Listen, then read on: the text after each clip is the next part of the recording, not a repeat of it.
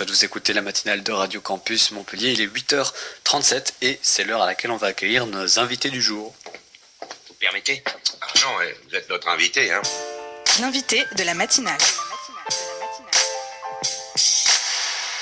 Et donc ce matin nous sommes avec Juliette Pasquier et Mariam Nekaj, donc deux étudiantes en coopération internationale et développement. Et vous, en fait, vous avez lancé une initiative avec plusieurs amis, un projet.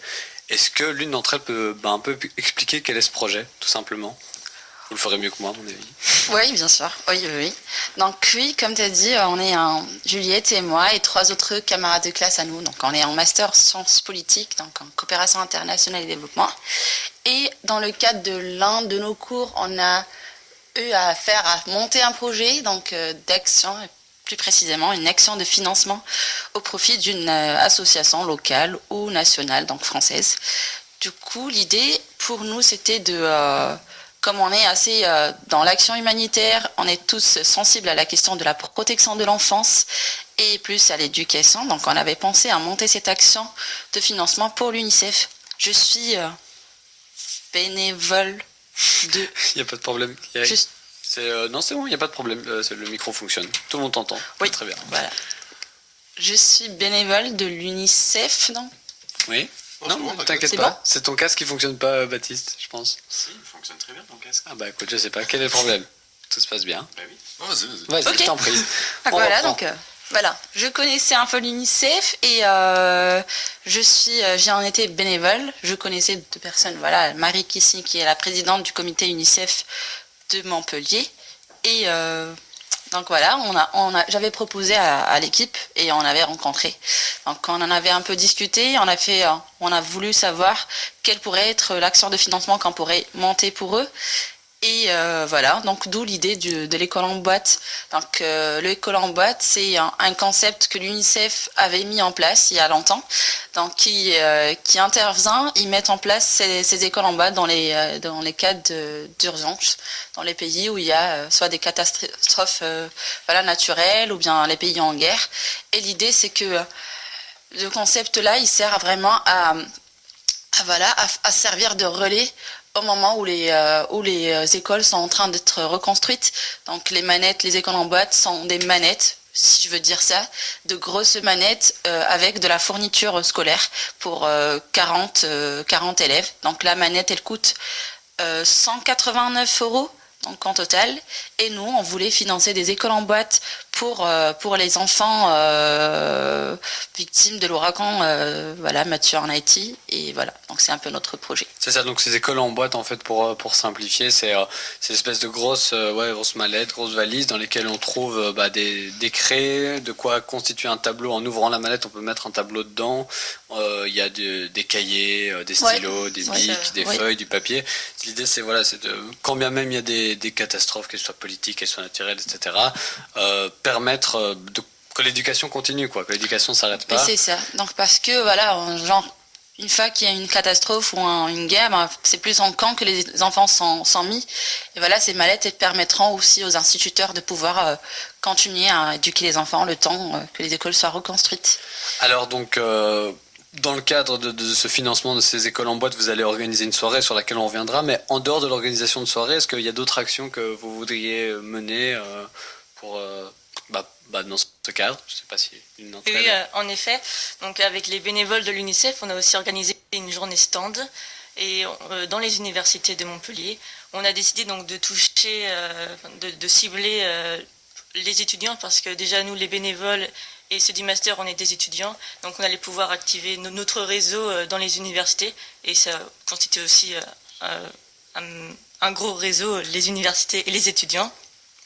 Donc cette journée stand, elle s'est déroulée le 7 décembre de 10h à 17h, et on s'est répartis donc à la fac de Richter.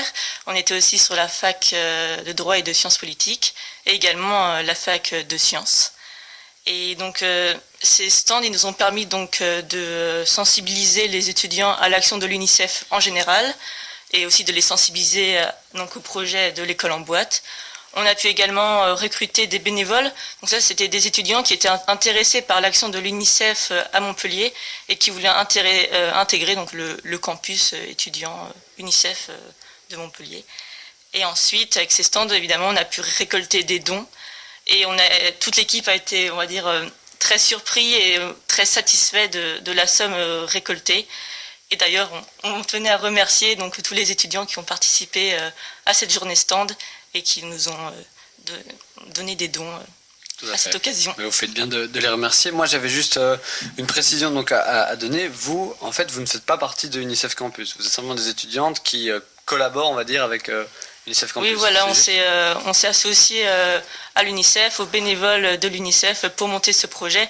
Donc, on a élaboré avec eux et aussi également avec Sarah qui fait un service civique à l'UNICEF et qui, elle, son but est d'organiser donc tous les étudiants qui sont bénévoles à l'UNICEF. Ok, d'accord. D'ailleurs, Sarah qui devait être là ce matin, mais qui finalement n'a pas pu être là, on lui fait plein de bisous si elle nous écoute. Voilà, on va parler maintenant un peu plus donc de la soirée, puisqu'il y a une soirée qui aura lieu samedi prochain et les bénéfices vont être utilisés donc pour les enfants haïtiens. Simple question, pourquoi avoir choisi cette cause-là en particulier? Il y a plein de causes pour lesquelles on pourrait choisir de lever des fonds. Pourquoi vous avez choisi celle-là? Oui, tout à fait. La cause des enfants haïtiens, donc c'était plus un peu au moment où on avait l'idée de proposer ce projet, c'était un peu là où il y avait le plus le besoin en fait. Et aussi, on devait aussi se rentrer dans le cadre des programmes UNICEF, donc on pouvait pas intervenir ou bien penser à une autre zone autre que celle où l'UNICEF mène son action actuellement. Donc voilà, ça aurait pu être les enfants en Afrique ou dans n'importe quelle autre région en urgence ou en besoin.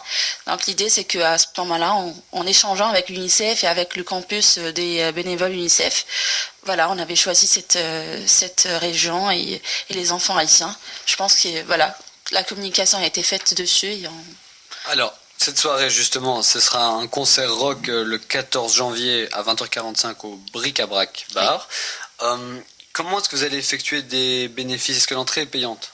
Non, l'entrée n'est pas payante. Ah, donc voilà, comme l'avait dit Juliette, on s'adresse plus à une cible qui est les étudiants, donc on voulait vraiment pas que l'entrée soit payante, parce que au-delà aussi du fait de la récolte des dons, on voulait aussi sensibiliser autour de la cause. Et l'idée, donc, on fera des bénéfices, pas sur les entrées, mais plutôt sur les consommations, donc parce que le bar qui est assez sensible à la question et qui a accepté d'accueillir le concert, donc va aussi faire un don sur les bénéfices de la soirée. Donc nous, on communique plus dessus pour qu'il y ait beaucoup plus de monde qui vient, et aussi sur les groupes qui vont venir jouer, parce qu'on a réussi à avoir 3 groupes qui ont accepté de jouer et de verser par la suite leur cachet pour la soirée. Donc voilà, on a misé plus sur les groupes et sur le bar que sur les étudiants. Et voilà, comme ça on touchera... Que sur l'entrée, mais c'est une très bonne idée. Quels sont les groupes qui viendront? J'ai ici une liste, mais je ne les connais pas, donc je ne sais pas si vous pouvez en dire un peu plus sur eux. D'accord, je vais les présenter. Donc d'abord, il y a Lonely Longhorn, Mr. Jack et Larsen. Et comme disait Mariam, oui, donc c'est le Bric-à-Brac qui nous a aidé à recruter les groupes de musique, tout en leur expliquant les projets. Donc ils ont accepté de jouer bénévolement. Donc le Bric-à-Brac a réussi à contacter 2 groupes. Donc ça concerne le groupe de Lonely Longhorn et Mr. Jack. Et nous, les gens du master, on a, avec notre réseau et les réseaux sociaux, on a réussi à contacter Larsen. Et donc Larsen, c'est une association de musique de Montpellier de Business School. Donc ce sont des étudiants aussi. Et quant à eux, ils jouent tous les styles de musique, à peu près. Ensuite... c'est large. Voilà, c'est ça. D'accord. Et... ensuite, il y aura Lonely Longhorn qui va jouer. Donc eux, c'est plutôt du rock, blues, folk et country.